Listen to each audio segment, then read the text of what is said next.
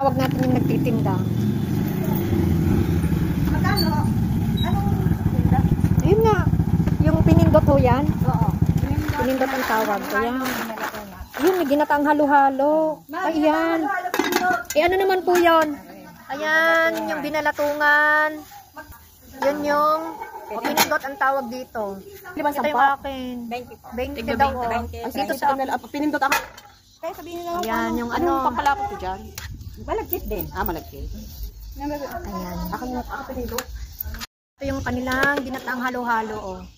Ayan, ang ube flavor. Ayan. Oh, sarap. Yun ang gusto ko. Ayan ang pagkakal nila, guys. Oh, ayan. Ginataang halo-halo yan, yung purple na yan. Ito. Ito po. Ito yung pinindot ang tawag. Halo-halo. Ayan, dito tayo kakain sa labas.